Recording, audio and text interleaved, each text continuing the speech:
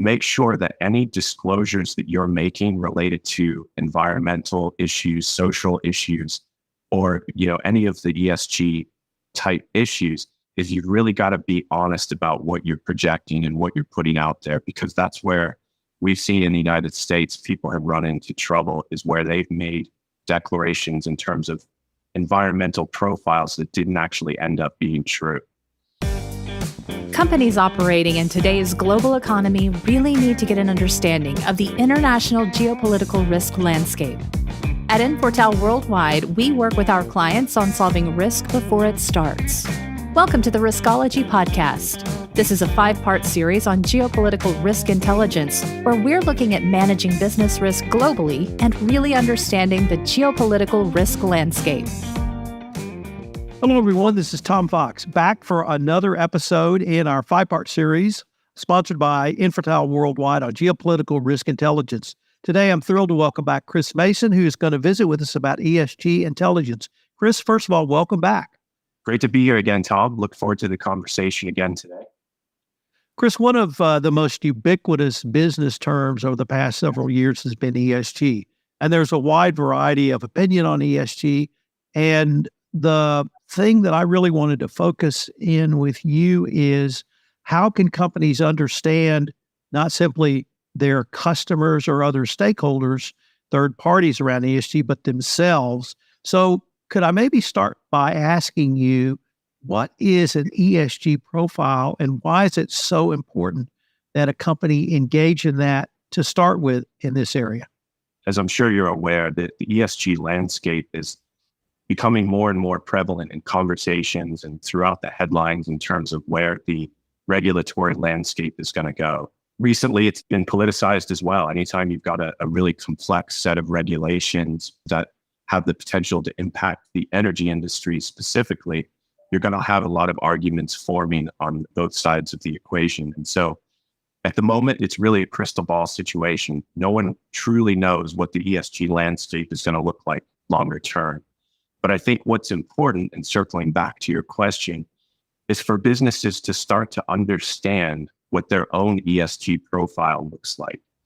Because as the regulations come into play, as the regulatory landscape matures, it's going to be important to really understand where your business sits within the ESG spectrum.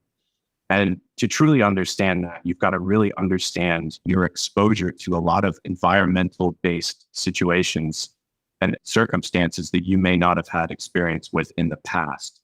ESG, of course, you've got the E for environmental, S for social issues, G for governance. And so you've really got to take a holistic view across that basket of issues to understand what your business profile looks like. Now, where this is going to be important is within the middle market and for smaller companies, because they haven't historically looked as closely at the ESG regulations, or they haven't been burdened before with regulatory disclosure requirements. But as this grows, as more of the bigger players are going to be required to have ESG disclosures as part of their operating profile, they're going to request similar types of disclosures from smaller companies. And so if you're looking to partner with the bigger players, you really need to understand what your ESG profile looks like so that you can then provide that information to potential partners. Another situation where ESG is going to become more and more important is in the M&A, the mergers and acquisitions space. One of the things that comes up pretty frequently in a lot of the M&A conversations, webinars, and events that have been taking place is the fact that there's a lot of dry powder right now on the sidelines for M&A. Because the economy is in the state that we are in today, people are really looking closely at valuations and trying to get a handle on where business valuations are going.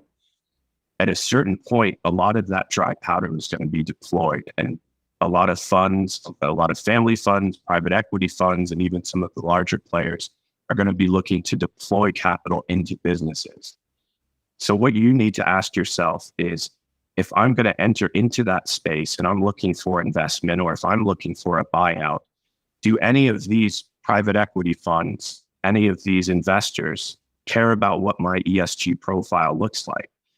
And if so, do I have the ability to present that to those investors? And am I happy with what I'm seeing? It's extremely important that businesses start now to think about what that profile looks like, because to be competitive in that M&A space, it may be extremely relevant. Chris, let me take your last point and flip it in the following manner. You talked about a company having an ESG profile. Now, assume a client or customer has come to you and say, we're looking to expand, to acquire in the ESG space. We're excited about this. How would you counsel them to think through looking at an ESG profile and perhaps even testing some of that profile with the tactics and strategies of Infortal Worldwide? It's a very complex situation when you begin to think through ESG regulation and ESG profiles. But really, at the end of the day, you've got to start with assessing your own company's set of values as they relate to ESG and what you're really looking for your profile to look like. Once you've established that through examining what your exposure is within each of the different categories, you can then build what you would expect to find in future partners or into companies that you're looking to invest in. And what we would do as a company, Infortal, is we would help guide you through that process of examining your exposure to potential ESG issues. And so that can look a lot of different ways, depending on the industry that you're in, depending on the jurisdictions that you're involved with, and particularly depending how complex your supply chain is. Chris, one of the things that, at least in my opinion, makes an ESG analysis a little different is the regulatory framework.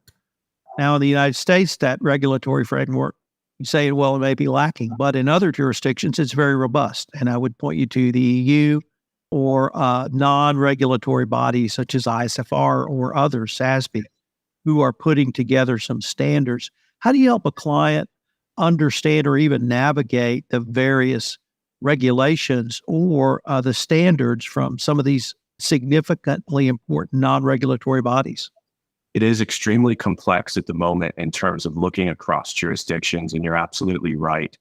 Especially with Europe, certain jurisdictions are much further ahead in terms of developing regulations. And so what we do is we work with clients to truly understand the exposure to those different regulatory bodies. At the same time, you've also got to be looking at the horizon to understand the types of regulations that may be coming down the pipeline, both domestically and internationally. And that type of analysis is really going to vary depending on the industry that you're in and how much international exposure that you've got. But one of the key fundamental elements, I think, to really think about here in the United States is make sure that any disclosures that you're making related to environmental issues, social issues, or any of the ESG type issues, is you've really got to be honest about what you're projecting and what you're putting out there, because that's where we've seen in the United States people have run into trouble, is where they've made declarations in terms of environmental profiles that didn't actually end up being true. Chris, I was not simply intrigued, but actually quite heartened when you opened your remarks on this podcast talking about taking a holistic approach, that a company should take a holistic approach to begin to look at their own ESG profile.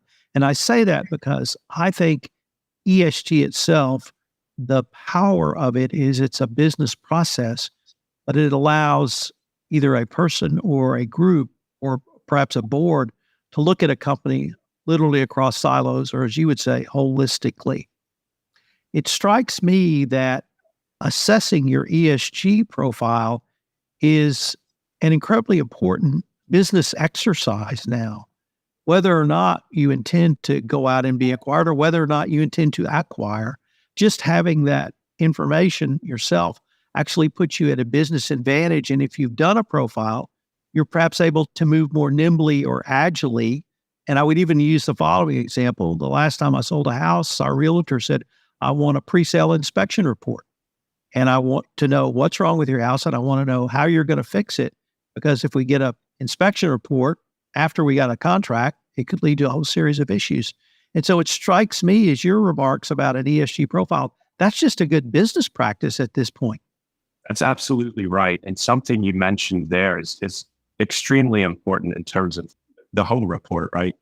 You really want to make an assessment of where you stand today. What does your business look like? What does your ESG profile look like today? And that's a dynamic situation. That's not static. So even if you pull that report, similar to how you get your housing report, if you don't like what you see there, you can make changes. You absolutely have choices and you can make decisions where you can change that profile. But it all starts with getting that first snapshot of where you stand today and then setting as a company what you want your goals to be and where you want that profile to go moving forward. So that's where we come in and we really help companies set what they want their profile to look like and then make that initial assessment in terms of where they want to go. And again, it really is going to be one of those issues, ESG as a set of issues. It's going to be one of those things that's much more closely tied to company valuation than it was in the past. So this is going to be part of, I think, or it should be part of prudent business practices. I can't think of a better way to end this podcast, Chris. I hope our listeners will join us for our episode 3, where we take up a subject near and dear to my heart, corruption intelligence. Chris, before we leave, I wanted to ask you if our listeners wanted any more information on any of the topics we've touched on today, where would be the best place for them to go? Best place to go would be our website, Tom. So that's infortal.com. Really appreciate it. See you again. Chris, thanks so much. I look forward to continuing this conversation.